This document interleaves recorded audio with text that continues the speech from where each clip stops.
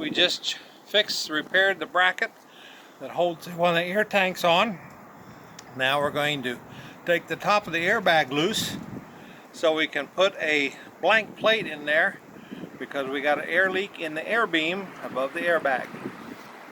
So what we're doing is getting these airbags out, and right here these nuts go through this plate right here into this top plate, which is this is the air beam that goes into these airbags and lifts up the whole bus.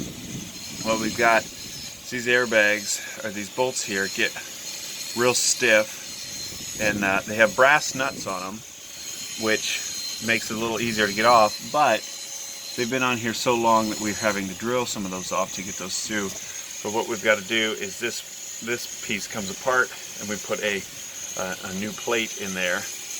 We've got this airbag back there that we've got to do, and we've discovered this rubber bumper is a little rotted out, so we've got to make some of those replacements, and Dad is on the other side getting some bolts cranked out and ready for that.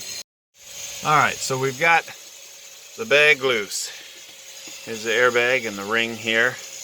Bolts, a little bit of rust there. Here's the bottom side of that. On the top side we got those nuts loose on both bags. And now we've got to install this plate. There's a hole that goes in there, and the air fill, and that simply goes right over top of that and seals that off so it can't go into this air chamber anymore. So then we'll have to take this line loose, and it will tee off of here and tap into this right here, and then run around and tap into the plate that goes on the other side. And this is on an MCI 8 bus, a 1975.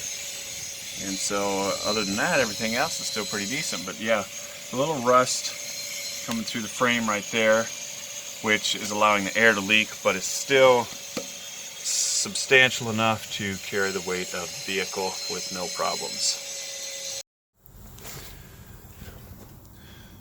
Okay, so we've got our new bolts in place to go up through here, and then our plate, we want to make sure that we put that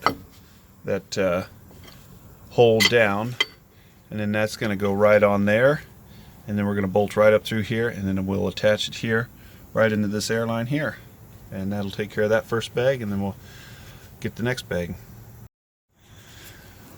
So real quick note, right under this plate what we've done is put some Teflon paste in there, Like you use on pipes. Like you use on plumbing fittings. That will help seal that rubber down against that. Just may not be necessary, but just an extra and kind of. We put the air fitting on the front, so it's not going to obstruct anything. Yeah, if we turn this too much, then it might interfere with this cross member here that goes up and down with the bus. Okay, now we're here. This is the angle brass fitting for the Department of Transportation approved nylon hosing that we've got going back to that airbag back there. So you can see it comes up over here out of the way, and we're teed into the existing line, which used to be going into the airframe. Now we've teed into there, and we've gone into our plating, which we've got new To back up and give them a big shot back here. and new bolts. So let me get out here so we can see this a little better.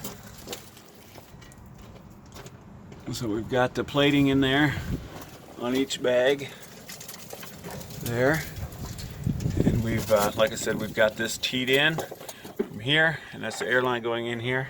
And now we're going to fire up the bus and get some air in here and test this out and make sure we have no air leaks.